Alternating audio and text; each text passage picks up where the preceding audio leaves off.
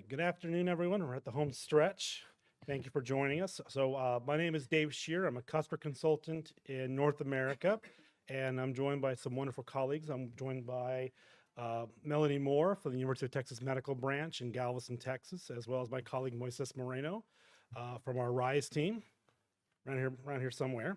And we're here to talk about automating strategic review and focus, using Pure to showcase and evaluate strategic research development goals. So if this sounds a little familiar, it's because this is part 2 of a 2-part session that we had from last year in Porto, where we talked about custom discovery tied to mission. So we gave a little bit of foundation behind this, and I wanted just to highlight that you can actually go and watch all of the presentations and slide decks from our Pure International conferences. So if you go online, you'll have the link here in our session. You can watch last year's session. And now we're going to be talking a little bit now about how we're advancing the work that was previously done on the strategic health communities at UTMB. So without further ado, I'm now going to turn it over to Melody. Thank you, David. Good afternoon, everyone. So I'm Melody Moore. I'm from the University of Texas Medical Branch in Galveston, Texas.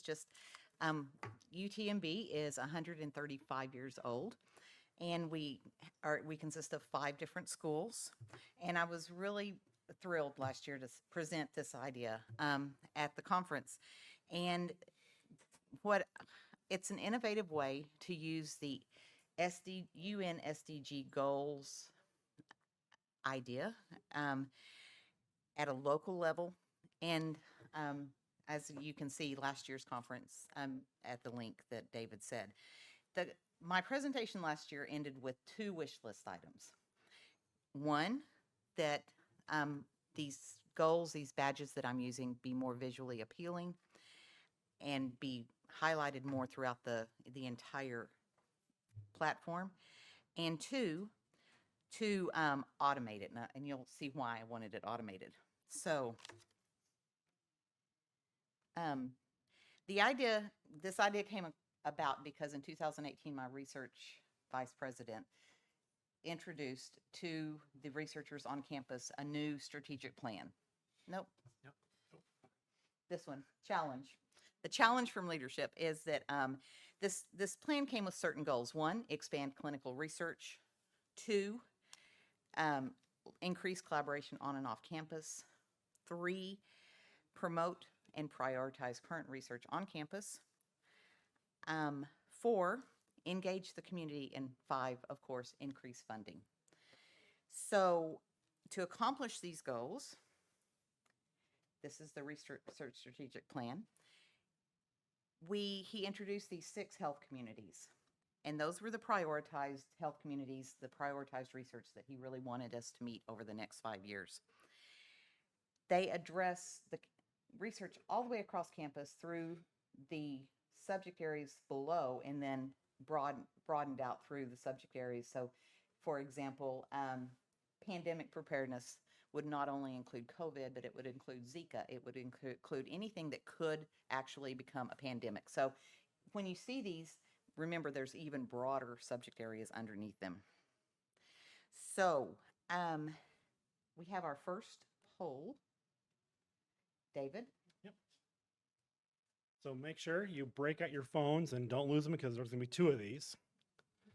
But the first poll question you'll see in the app right now is asking you if your institutions have a similar strategic plan or research classification to institutional impact as what you've seen right now at UTMB. Do you have something that matches the UTMB strategic health communities? And there are a couple different options. So you could say yes, and they are publicly available.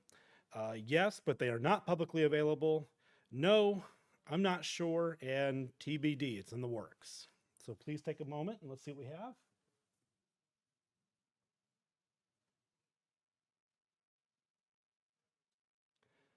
All right, and that's okay, not sure, that's great. So now we can find out if we have that. And for those that are yes and no, and we're trying to find out, this is great. So we can talk a little bit about if you do have those things and they are publicly known, how can you align that with your usage of Pure and the Pure portal? Back over to Melody. So, of course, the proposition was, how do we use the current tools that we have, i.e. Pure, to make these goals, to publicly communicate them, display the analysis to users and viewers on the platform, and to funders, to anyone who can see the platform, which ours is open. Your grandmother can see it, is what I tell my researchers. So ours is open to everyone. And the solution was what were these badges I'm about to show you, where I added a health communities badge to every researcher on campus. And how did I do that? So here's the badges. They are brightly colored. You can see that way they draw your attention. They address all 6 health communities. And then there are people that do not fit in those communities, and they go in the fundamental science group. I've only got a few of them, but we needed an extra badge for those people who didn't do things that fit within those other health communities. So I love the badges. I wanted them to show up. Remember, the idea for them was only to ID the priorities, but I wanted them to be on each personal profile. So wish number 1, how do I get these badges on our personal profile? Remember, I had 2 wishes. So how did we come to these badges? I used the fingerprint and the ASJC codes that are listed in the Pure portal for every single researcher. And then I put all the health communities. So this is brain health. So you can see addiction, Alzheimer's, behavioral health, depression, things like that. And then I went through every researcher on campus. At the time we had 980, and said, okay, how many do you have publications over the last 5 years that fit into any of these under brain health? And then I did it for all the other 6 too. And so I really tried to make sure that I was very cognizant of how I was going to assign these badges, because a badge doesn't mean anything if it doesn't carry any weight, right? To finalize it, if you had 10 badges in any single health community, you received that badge. So there's some, like our biostatistic people, that got a badge all the way across because they are involved in everything on campus, because we all love our biostatisticians, and they're few and far between. So you will see some that have all 6 badges. There were others that would have a couple of badges, but usually it would really narrow down to, if you were a brain health researcher, you would get the brain health badge. And if you were a new researcher or a postdoc and you didn't have a lot of publications, if you had less than 10 badges in any single community, then whatever community you had, or less than 10 publications, I'm sorry, in any single community, then you received a badge for the community in which you had the most. And that's how we did it. You can imagine going through 920 of these. All their publications over the last 5 years was a little time consuming, took a lot of time. So what's wish number 2? Is there a way to automate this? So I went to David and I went to the Elsevier team, and I said, wish number 2, I want to automate this. So can we automate it? And I wanted to name this session Elsevier, like Disney, makes your wishes come true. These 2 said no. So I'm going to turn it over to Moises, and he's going to tell you how he did this. Thank you. So what I did is, after Melody asked me, like, how can we do this? I have to do this all different years, and then I have to keep it maintained, updated, all of that. So yeah, I don't want to do that again. And basically what I did is I just did a small program in Java. And what it does is going to use the read API. So it reads all the API, and basically does exactly all the methodology from Melody. It just does that automatically, of course, using the read API. And then it calculates these badges, and then it assigns those to different profiles in the keyword, which is the way you can filter on the left. I'm going to show you. So it's it's how you can filter by the pillars, but also it's going to assign those in the profile information. So it's going to be visible, which is something that Melody really care about. Also, it exports into the Excel spreadsheet just in case we want to check it or fix it or something like that. It's just something that I did, and that's basically what I did automatically. So it takes around, I don't know, well, it depends, but it doesn't take a month or 2 months or something like that to calculate and then go and assign those different pillars. And yeah, this is how it looks. Basically, when you click, So if you go into the Pure website in the portal, if you go for the different profiles, you can filter by those different communities, but also you can see in the personal information, these ones. So you can see the different badges automatically, in those different profiles. And actually, if you click on those, it's gonna bring you to the filter of the profiles based on that community. So also it's a way to bring you back to the communities and find other people based on these same badges.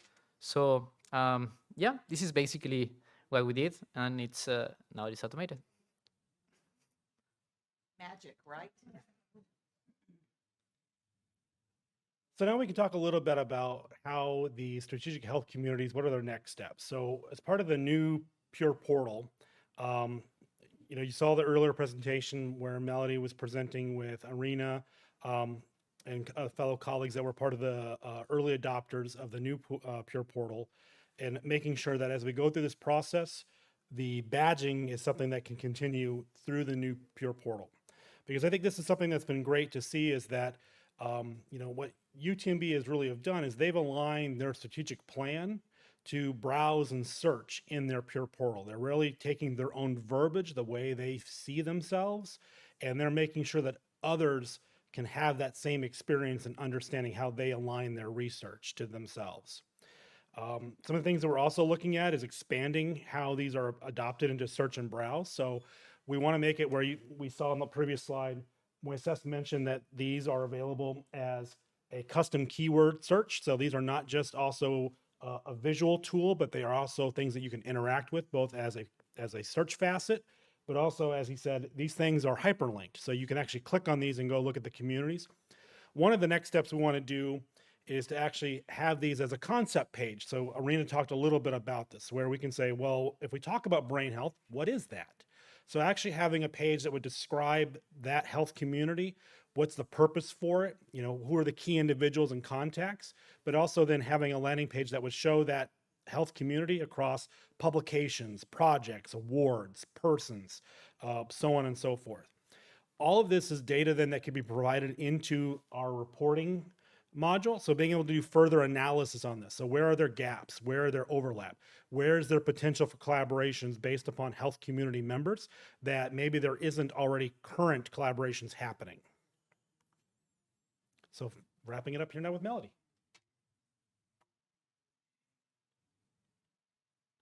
I really am very, very excited to say it does work. In addition to my pure responsibilities, I have to, for the Vice President of Research, do a research quarterly update quarterly.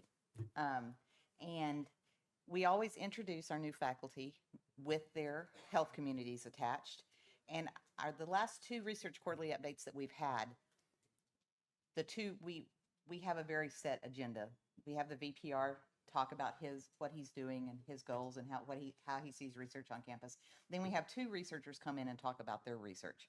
Well, the last two that we've had, the researchers have linked back to these health communities and talked about how I do brain health, but I'm also working with the life people, or I do immunological infectious disease, but I'm also working with the specialized health people. So this concept is catching on, and I really think that these visuals have helped a lot because they can see, and then they could click on their profiles and they can see who else does it, or I need to collaborate with someone in specialized health. So who is that?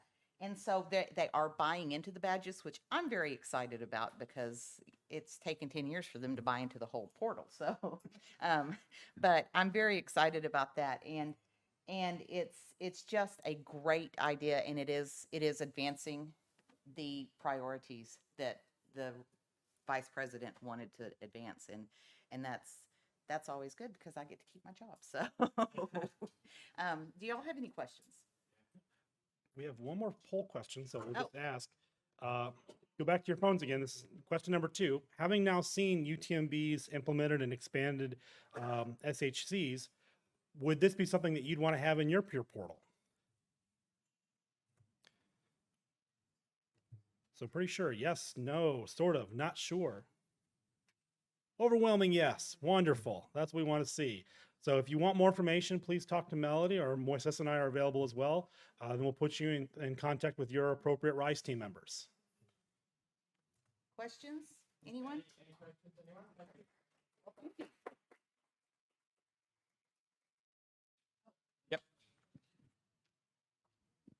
Thanks. Thanks very much, Melody. That was really, really interesting. Did you experience any pushback at all? Or was the strategic plan so well embedded in the first place that the buy-in was already there when the researchers started to see these badges appearing on their profiles? I think when the vice president of research says this is the strategic, I think when the vice president says this is the strategic plan and these are the prioritized, everyone kind of gets on board. And then when you add colorful badges to it, it makes it fun. And everyone, I mean, remember this is 2018, before the pandemic, when everyone was striving to get badges and whatever. And so, and that's where it came about, was we need a badge. We need something to say that this is who you are. So no, buy-in was not hard. But like I said, I'm very pleased to say that it has grown, and buy-in is not even a consideration anymore, because now they're looking at these and they're using them to collaborate, and not just on campus, but also meeting that goal of off-campus collaborations too. So it's really exciting for me to see it. Any other questions?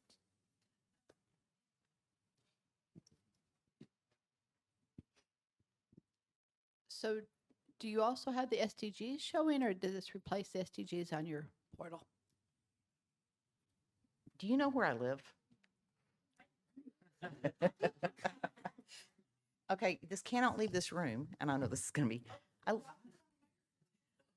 I live in Texas. We have a hard time believing we are part of the U.S., much less part of the UN.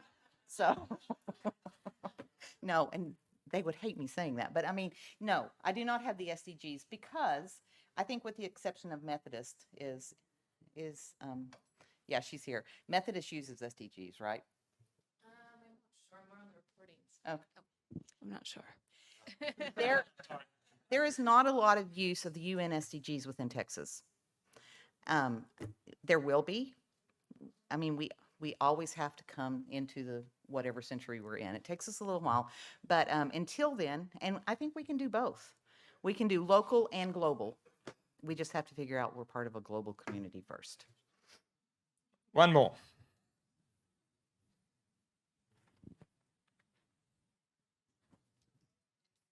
Thank you. That was a really interesting presentation. I was curious about, so you're using the badges with researchers to identify them as part of a community. Do you also use the badges as a way to direct external traffic to the right researchers? So if I was searching your website looking for an expert in brain health, I could click the brain health logo and find a list of researchers. Do you do it that way too? Yes. Lovely. So you can do it. So it shows up on our first page. It's always shown up on our first page. And we explain the strategic plan, and then we have the badges. Again, Moises and his magic made it where you could click on the badge and it would take you to that list. So yes, you can. I think it's really exciting what you've done, and as you've touched on, it's sort of like it does align you with the mission statements of the university and the institute, and makes it come alive. So I think it's a fabulous idea, and look forward to seeing where it goes.